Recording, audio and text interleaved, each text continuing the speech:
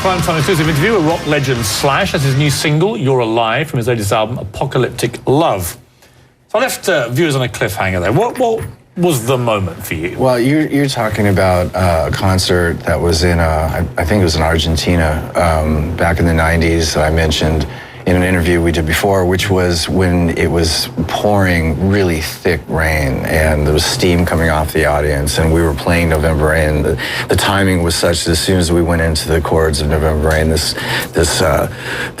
rainstorm started, and just seeing this crowd sort of bouncing in the rhythm of the song. And huge outdoor crowd, 250,000 people. Yeah, that was pretty intense. There's a few of them, but that one was very picturesque. And for someone like me who's never going to come close to that, what is the physical experience? The physical experience is there's the energy of the band playing a very heartfelt song, you know, and then you have that interaction with an audience that's reacting to that, and it's a huge amount of energy, and it's the kind of moment that makes everything that you go through in your career worthwhile, because that chemistry, that you know, that feeling that's, you know, communicated between the audience and yourself is something that is overwhelming. There are people watching this who'll be thinking, you know, Slash and Piers could be brothers. Not many people, admittedly, but there are. And the reason for that, actually, is because you were born in Stoke-on-Trent in the north of England. Your correct English name was Saul Hudson. Yeah. Do you feel remotely English? Yeah, I feel very connected to my British roots. I mean, I've got extended family in England. My dad's British, obviously, and I go there all the time, and whenever I'm there, I'm obviously visiting with family and stuff, and I feel very connected. I think it's something that's in the blood, where having been born there, you feel, you know, permanently connected, you know.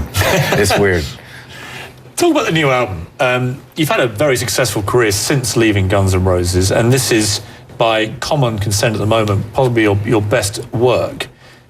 What is it like making an album as Slash, where you can hook in whoever you like? I mean, anyone will play with you. Well, I mean, that's not really, you know, I mean, that's a nice thing for you to say, but I mean, as a musician, I'm just out there, you know, trying to put together relationships, musical relationships that are really effective. And it's not as easy as just calling up anybody and making it happen. I have built up a lot of really great relationships over the years, and I've played with a lot of really great people. Well, you play with everyone. Yeah, not everyone. If you were creating a supergroup, all the talent you've ever seen, played with, whatever, who would be in it? Well, I mean, some of those people, well, okay, if you're talking about people that are living that I've actually played with before, I mean, Iggy Pop is great. He's a great artist to work with. So I'd say maybe, you know, Iggy Pop, maybe Lenny Kravitz. That's a tough question. I'd have to think about it for a minute. Who'd be your drummer? That's what I'm trying to figure out. Probably Questlove from The Roots. He's an amazing drummer. And I mean, no one wants to do this, but who would play the other guitarist to you? It'd be cool to jam with Jack White. I've never jammed with him, and I think he's amazing. I've got a little clip for you, talking of Lenny Kravitz, who you mentioned earlier. This was him on my show recently. You actually look quite similar. Yeah, we could be family. You could be brothers. Yeah. You do. And he has the same sort of nose rings and the same kind of stubble, and he's cool too. No, he's a beautiful person. You know, what you see is what you get. He's honest. He's loving. See, you two really could be brothers. If you take the hair and the hat off and the shades, there you are, twins.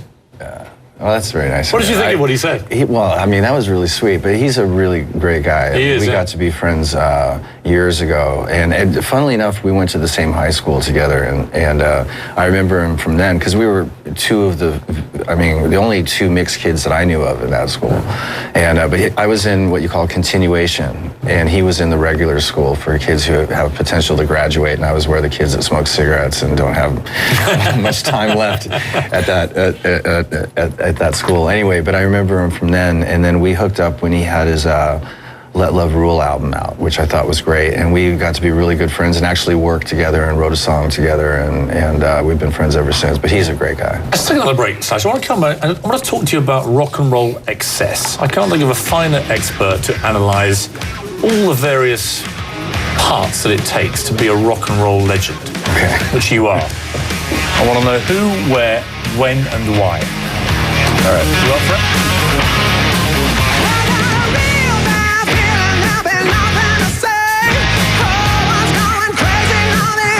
Almond Pour is back. While you have the